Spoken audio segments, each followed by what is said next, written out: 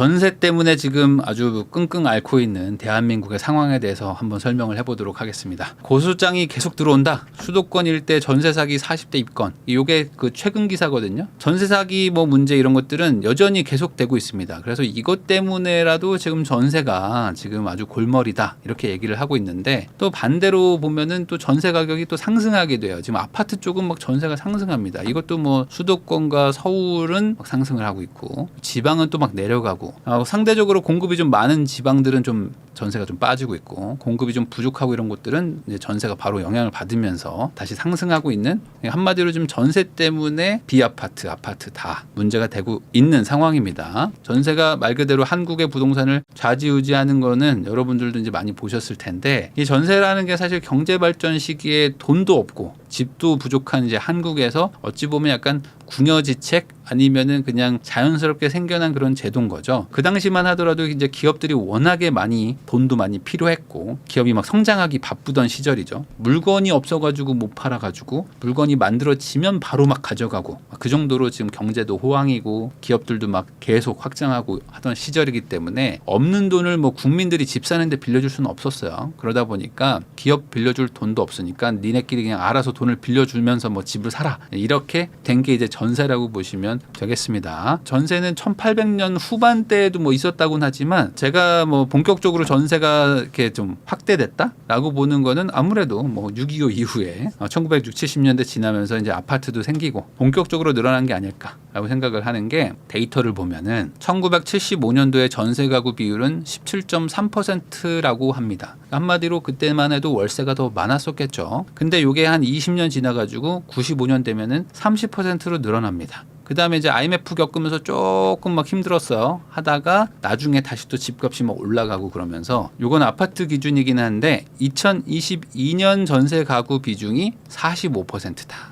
75년도에 19.7%가 한 40년 걸리면서 45%까지 쭉 올라왔다라고 보시면 되겠습니다. 한마디로 임차인의 절반은 전세를 사는 건데, 이 전세라는 건 아까 말했듯이 이제 국가가 뭐 돈을 빌려주고 뭐 이런 개념이 아니고 개개인끼리 니네끼리 알아서 해라는 건데, 이게 뭐 우리나라가 개발도상국 이럴 때는 돈이 없으니까 뭐 그렇게 할 수도 있다고 쳐도 지금은 그럴 상황은 아니란 말이죠. 근데 이걸 계속 24년 지금 현재도 계속 개인들한테 맡겨놓으니까 어떻게 합니까? 개인들 중에는 당연히 나쁜 마음 먹는 애들도 있을 것이고, 뭐 전혀 그럴 마음은 없었지만 사정상 돈을 못 돌려주는 사람도 나타날 것이고, 분쟁이 생기면 소송을 해야 되고 하니까 복잡해지는 거죠. 사실 선진국일수록 개인 사금융을 키울 필요는 별로 없으니까, 이게 이제 제도권으로 들어가려면은 주인이 대출을 받고 임차인은 월세를 내는 식으로 가야지만 사실은 안전해지죠. 근데 아직 우리는 뭐 선진국임에도 불구하고 하던 버릇이 있어서 계속 전세를 권장하고 키우고 있는 상태입니다. 근데 이게 뭐 전세만 그러겠어요. 사실 뭐 교육 문제도 그렇고 뭐 지금 육아 문제도 그렇고 다 문제들이 많은데, 한국의 어떤 특징이랄까? 이 문제 해결을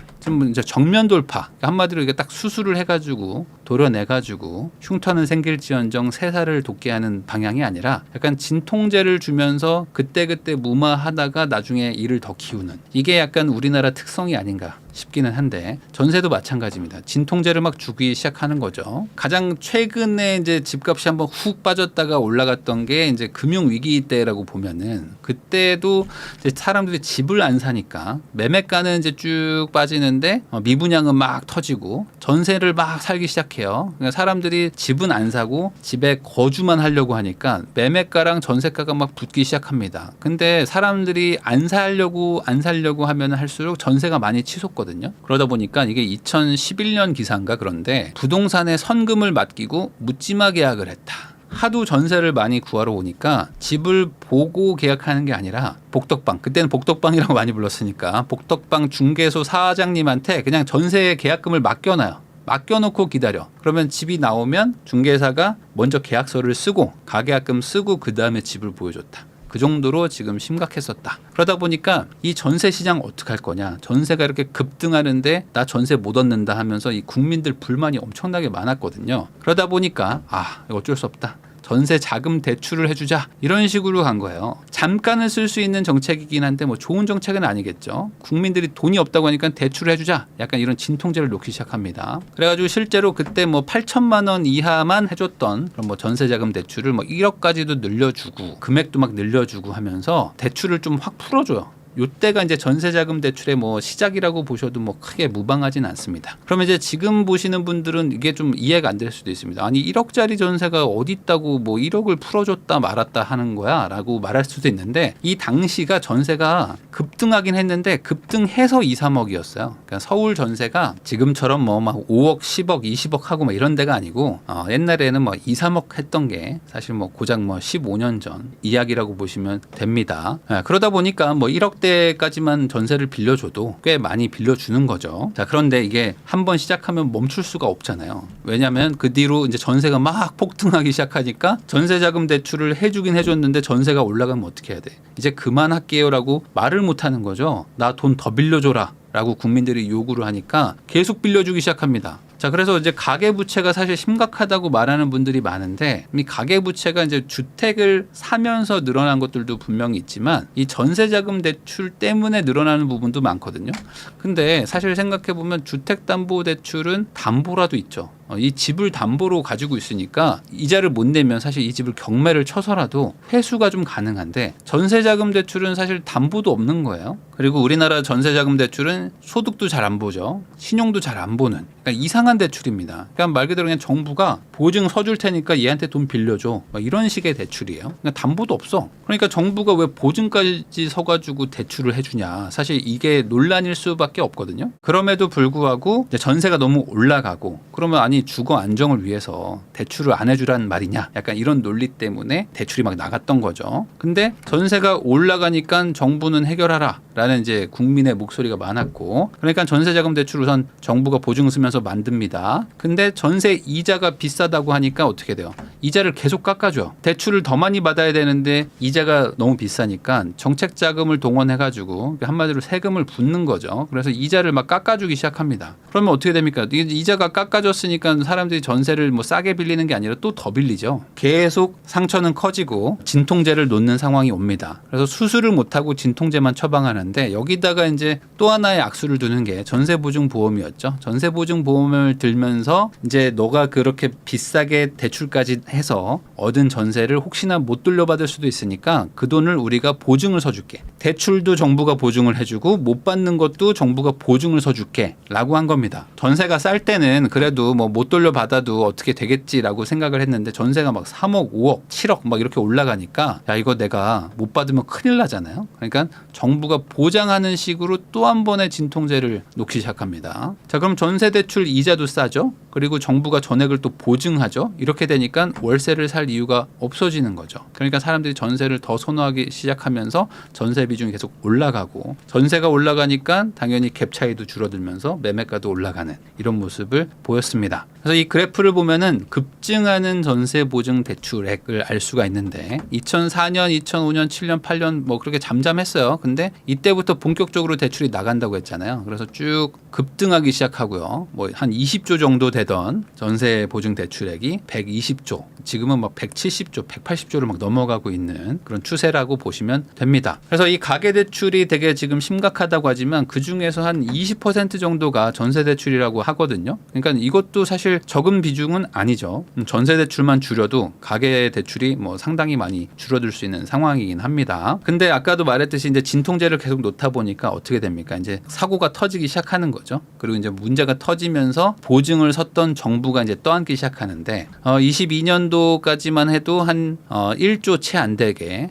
보증보험의 대위 변제, 그러니까 한마디로 이제 그 집주인을 대신해 가지고 정부가 세입자한테 이제 먼저 빼주는 돈이죠. 요게 이제 한 1조가 안 되는데 이번에 작년께 나왔는데 한 3조 5천억, 뭐 한 4조 정도 되는 돈을 이제 물어주기 시작합니다. 그러면 이게 앞으로 더 커지겠죠. 24년은 보증을 더 많이 받으니까. 그럼 이걸 많이 회수를 하면 좋을 텐데 전세금 돌려준 거 중에서 다시 받은 게 한 15% 정도 된다고 합니다. 그러면 못 받은 돈들은 이제 경매로 받아야 되는데 이 경매로 과연 얼마나 회수할 수 있을까? 뭐 한 절반 정도 회수하면 뭐 다행이지 않을까 싶은데 그러면 한 2조 정도 세금이 그냥 날아가는 겁니다. 자, 올해는 작년보다 더 많이 지금 반환 보증 사고가 터지고 있거든요. 그래서 2023 2020년 1월에 한 2천억 정도였는데 지금은 한 3천억 정도 된다고 합니다. 단순 계산하면은 올해 보증보험 사고가 한 5조 정도 터진다고 보면 되지 않을까라고 생각합니다. 그 정도로 지금 상황이 안 좋다. 이거를 계속 정부가 세금으로 메꿔줘야 된다. 이렇게 전세를 보증해주고 대출도 쉽게 해주다 보니까 이제 국민들이 뭐 당연히 잘 모르니까 전세가 싸고 그냥 나 좋은 집에 살고 싶다라는 어떤 그냥 단순한 마음으로 전세를 막 계약하기 시작하죠. 특히 뭐 신축 좋아하니까 신축들 많이 계약을 하고. 근데 또 이걸 이용하는 시행사 분양업자들이 또 많았어요. 그래서 전세를 막 일부러 비싸게 얻고 이자를 좀 일부 지원을 해주면서 어떻게든 뭐 새 아파트, 새 집에 막 살게 막 새 빌라 오피스텔에 막 살게 하면서 매매가를 막 끌어올려가지고 이게 또 전세 사기 피해를 또 양산하게 되고 그러면 사실 이 욕 한번 먹으면서 정부와 국회가 딱 끊고 가야 되는데 하면은 또 이제 표 떨어지고 하다 보니까 그냥 대출을 더 해주고 이자를 막 깎아주고 특례 자금을 막 대출을 해주는 식으로 하면서 상황을 좀 키웠다가 지금의 어떤 전세 사기도 터진 게 아닌가. 라고 저는 생각을 합니다. 자, 그런데 여기서 끝난 게 아닙니다. 지금 또 하나의 진통제를 또 준비하고 있어요. 뭐냐면 이제 제가 뭐 한두 번 다루긴 했는데 이 전세 사기 해법으로 지금 에스크로를 꺼내고 있거든요. 한마디로 지금 뭐 중고나라 같은 거 이거 중고 거래할 때 보면은 이제 에스크로 업체한테 돈을 보내놓으면 뭐 소위 말하는 뭐 G마켓 뭐 이런 거 쇼핑몰 쿠팡에서 살 때 뭐 이런 거라고 보시면 됩니다. 뭐 구매 확정을 해주면 돈이 가잖아요. 제3자가 돈을 쥐고 있는 상태에서 A와 B가 거래를 잘 끝내면 돈을 이제 옮겨주는 요 에스크로 서비스를 국토부에서 다시 또 조금씩 얘기를 하고 있어요. 그럼 이게 과연 가능할 것인가? 이게 한마디로 이거 정부의 어떤 기관을 하나 만들어 가지고 거기다가 전세금을 맡겨 놓으라는 겁니다. 그러면은 이제 이자를 따박따박 주겠다. 그리고 나중에 이 사람이 나갈 때 전세금을 이제 돌려주는 한마디로 이제 심판이 중간에 낀다는 겁니다. 과연 이걸 집주인 입장에서 이걸 받을 것인가? 제가 봤을 땐 오히려 이게 전세를 없애려는 큰 그림을 그리는 건가 싶기도 하거든요. 이렇게 하면 전세 아무도 안 주겠죠. 왜 그러냐? 이 10억짜리 아파트를 누가 산다고 쳐봐요. 그러면 10억짜리를 우선 현금으로 다 사야 됩니다. 그 다음에 5억의 전세를 줘야 이 5억을 받아서 에스크로에 집어넣을 거 아닙니까? 아니 이 전세 5억 끼고 집을 사는 사람은 5억이 없으니까 에스크로에 넣지도 못하잖아요. 10억 현금으로 아파트를 사가지고 5억의 전세를 빌려주는 약간 성인군자 같은 약간 자선사업가들이 나타나야 되는 거죠. 자, 그러면은 이 5억을 넣어가지고 은행 이자 받는데 뭐가 문제냐 하시는 분들도 있겠지만 은행 이자 받을 거면 어차피 10억 현금 다 내가 내 돈 주고 샀는데 그냥 월세 받으면 되는 거죠. 뭐 1억에 200 뭐 이렇게 해서 월세 받으면 그만인 건데 이걸 왜 이렇게 불편하게 제3자한테 돈을 5억이나 맡겨놓고 은행 이자 받고 있겠습니까? 그러니까 이거는 월세를 주면 좋지 에스크로를 할 사람이 없겠죠. 그래서 사실 지금 이렇게 전세가 그래도 좀 주춤하고 좀 빠지고 이럴 때 전세 대출의 어떤 비율이나 비중을 많이 낮춰야 되는데 지금은 뭐 묻지도 따지지도 않고 그냥 80%씩 빌려주니까 사실 전세를 살기 좀 힘든 분들도 아니면 이 정도의 집을 살긴 좀 무리가 있는 분들도 상향해가지고 집을 얻고 있는데 이걸 좀 낮추긴 해야 됩니다. 뭐 50% 이하로 아니면 뭐 궁극적으로는 전세 대출을 아예 뭐 제로화하는 쪽으로 가는 게 사실은 좀 맞는 방향이지 않을까라고 생각을 하는데 그게 또 쉽지가 않은 게 이제 막상 이제 전세자금 대출을 빌리는 분들 입장에서는 월세 내면 월세가 비싸기 때문에 이거 돈 못 모으니까 은행이자 내는 게 차라리 낫다고 생각하시는 분들이 훨씬 많거든요. 근데 이것도 한번 잘 생각해 보면은 이게 조삼모사인 게 전세 대출 이자가 조금 싸긴 싸요. 대신에 요즘 전세보증보험 안 드는 분이 없을 거예요. 전세보증보험료를 또 추가로 내야 됩니다. 그리고 이제 월세 세액공제라는 게 있어요. 월세를 살면은 세금을 좀 깎아줍니다. 연말정산할 때 돌려줘요. 물론 이제 소득 기준이 있긴 하지만 이것도 돌려받는 거 생각하면은 플러스 마이너스 했을 때 엄청난 차이가 나는 게 아니고 또 월세를 살면 가장 큰 장점이 뭐죠? 전세 사기 리스크가 없어지니까 보증보험료 같은 것도 안 내도 되고 그냥 깔끔하게 그냥 살다가 편하게 나오면 되는 거죠. 전세입자가 안 구해져서 집 못 나가요. 뭐 이런 거 고민할 필요도 없는 거죠. 훨씬 더 좋을 수도 있다. 그러면 이거 월세 세액공제 기준이 빡빡하잖아요. 이걸 높여주면 되는 거죠. 이런 거는 그냥 기준을 높이면 되는 건데 지금은 이제 진통제를 놓다 보니까 뭐 대출도 정부가 해주고 뭐 보증도 정부가 서주고 하면서 막 몇 조씩 떼이면서 막 끌고 간단 말이죠. 그래서 저는 전세보다 월세에 지원을 해주는 게 사회적 비용 감소에 훨씬 더 좋은 것 같다. 월세를 주면 해결될 간단한 문제들이 전세를 어떻게든 주려고 하다 보니까 뭐 보험도 만들고 막 보증도 서줘야 되고 뭐 중간에 서류도 내야 되고 집주인하고 임차인하고 막 소송도 걸어야 되고 뭐 경매도 당했을 때 뭐 버텨야 되고 막 별의별 일들이 막 생기거든요. 거기다가 막 순수하게 지금 세금도 지금 손실이 나고 있고 올해는 아마 더 크게 터질 테니까 이런 돈들은 과연 누가 내는가? 이 사회적 사회적 비용을 누가 내는 거죠?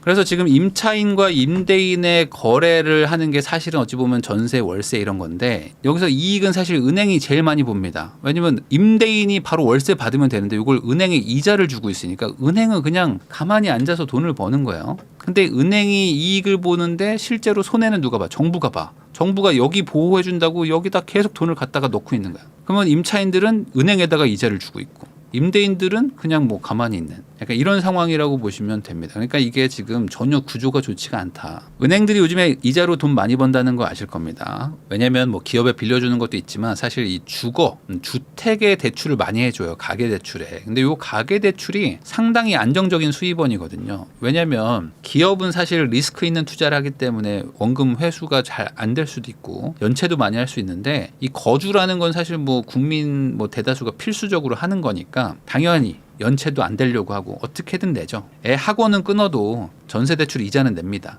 그러다 보니까 가계대출 연체율이 좀 늘어났다고 하더라도 여전히 낮은 수준이고요. 그러다 보니까 이제 은행 입장에서는 따박따박 돈도 들어오고 정부가 보증까지 서준다는데 뭐 안 빌려줄 이유가 없는 거죠. 물론 은행도 억울합니다. 왜냐하면 우리나라는 뭐 미국처럼 뭐 투자은행 이렇게 해서 막 투자를 하거나 이렇게 잘 못하고 정부가 약간 사실상 관치금융을 하면서 차, 포, 손발 다 떼놓고 너네는 우리가 하라는 것만 해. 약간 이런 식으로 지금 운영을 하는 게 있어가지고 억울해 하실 수도 있을 것 같기는 한데 뭐 그럼에도 불구하고 지금 은행을 위해서 이런 비즈니스 모델이 지금 돌아가고 있는 거다. 라고 해석한다고 해서 뭐 이상할 건 아닌 거죠. 그래서 한마디로 지금 전체적으로 다 뜯어 고쳐야 되는데 우리나라는 정말 개혁에 개혁을 할 게 많은데 대부분 진통제 처방을 하면서 꼬일 대로 꼬여가지고 이게 하나의 영역에서만 영향을 주는 게 아니라 막 다른 영향, 뭐 사교육부터 교육제도까지 막 다 영향을 주고 있는 게 막 다 엮여 있다 보니까 정말 개혁이 필요하기는 한 상황입니다. 정말 아쉽지만 뭐 이게 뭐 해결이 안 된다고 하면은 저는 뭐 최소한 이번 기회에 전세의 80% 정도 그냥 빌려주는 거 있죠. 요거라도 좀 낮추자. 한 60%를 하든지 저소득층한테는 80%까지 뭐